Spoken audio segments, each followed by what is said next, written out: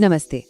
आज हम बात करने वाले हैं एक ऐसे खजाने की जो हमारी नजरों के सामने नहीं है पर हमारी जिंदगी के लिए बेहद जरूरी है।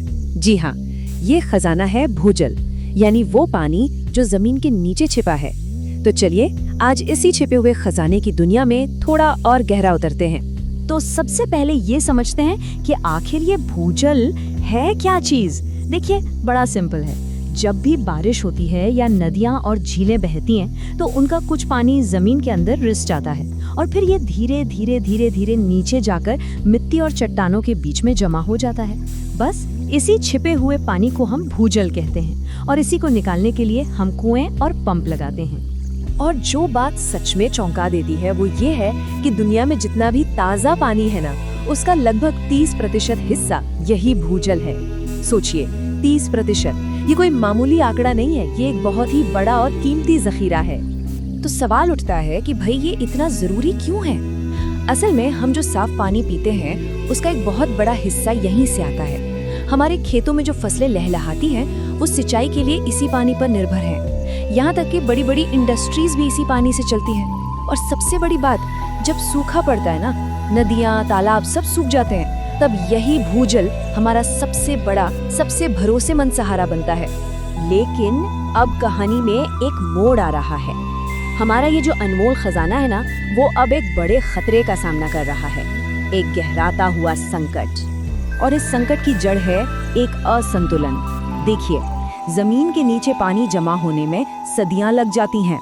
ये बहुत बहुत धीमी प्रक्रिया है, लेकिन हम क्या कर रहे हैं? हम इसे बहुत तेजी से बाहर निकालकर खर्च कर रहे हैं। तो एक तरफ धीमी कमाई और दूसरी तरफ तेज खर्च। बस यही जो गैप है ना, यही असली संकट की वजह है। और इस अंधाधुंध इस्तेमाल के जो नतीजे हैं वो अक्सर खामोशी से आते हैं, पर होते बहुत गंभीर हैं। कई जगहों पर तो जमीन ही धंसने लगती है। जरा सोचिए उन समुदायों के बारे में जो पूरी तरह से भूजल पर ही निर्भर हैं। जब ये पानी खत्म होगा तो उनका क्या होगा? और ऊपर से हम पेड़ काटते जा रहे हैं। पेड़ और बारिश ही तो हैं जो इस खजाने को फिर से भरते हैं। उनके न होने से ये समस्या और भी बिगड़ जाती है। लेकिन हर संकट अपने साथ एक समाधान की उम्मीद भी लेकर आता है। और अच्छी बात ये है कि इसका समाधान हमारे ही हाथों में है। ये हमारी जिम्मेदारी है। तो हम क्या कर सकते हैं? कुछ आसान से कदम है। पहला, बारिश के पानी को सहेजना, जिसे रेन वाटर हार्वेस्टिंग कहते हैं। दूसरा, पानी का इस्तेमाल बहुत समझदारी से और किफायत से करना। तीसरा, ज्यादा से ज्यादा पेड़ लगाना, क्योंकि पेड़ पानी को जमीन में पहुंचाने में मदद करते हैं। और हाँ, एक छोटी पर बहुत जरूरी बात, घर में अगर कोई नल टपक रहा हो तो उसे फौरन ठीक करवाना। और इसके साथ ही कुछ चीजें हैं जो हमें बिल्कुल नहीं करनी चाहिए, जैसे पानी की बर्बादी तो बिल्कुल नहीं। जमीन पर कोई भी केमिकल या कूड़ा कचरा फेंकना बंद करना होगा, क्योंकि ये सब रिस कर हमारे भूजल को जहरीला बना देता है। जरूरत से ज्यादा बोरवेल खोदने से बचना है और पेड़ों को काटना ये तो बिल्कुल भी नहीं। अब इन्हीं बातों को जब अमल में लाया जाता है तो कैसे एक बड़ा बदलाव आ सकता है, इसकी एक बहुत ही प्यारी कहानी है हरितपुर गाँव की। चलिए सुनते हैं। तो हरितपुर एक गाँव था जहाँ खेती के लिए जमीन से इतना ज्यादा पानी निकाला गया कि गाँव के कुएं और हैंडपंप एक एक करके सूखने लगे। हर तरफ पानी की किल्लत थी। उसी गांव में 3 बच्चे पढ़ते थे, रवि, सीमा और अंजलि। उन्होंने अपने साइंस के टीचर से इस भूजल संकट के बारे में पढ़ा था और वो इसकी गंभीरता को समझते थे। इन बच्चों ने हिम्मत दिखाई। रवि ने गांव वालों के बीच खड़े होकर एक सीधी सी लेकिन दिल पर असर करने वाली बात कही। अगर हम आज पानी नहीं बचाएंगे तो याद रखना, कल पीने के लिए भी पानी नहीं मिलेगा। इस एक लाइन ने सबको सोचने पर मजबूर कर दिया। तीनों ने मिलकर एक पूरा प्लान गांव वालों के सामने रखा।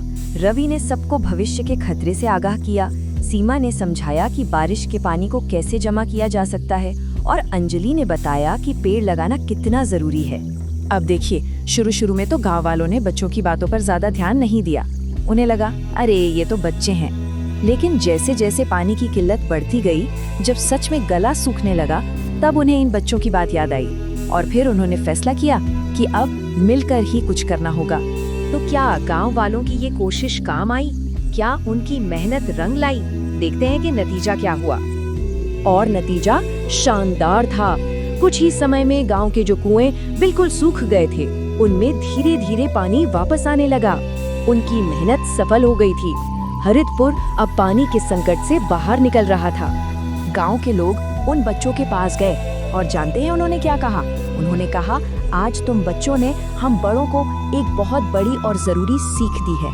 ये कहानी हमें यही सिखाती है कि छोटी छोटी कोशिशें भी कितने बड़े बदलाव ला सकती हैं।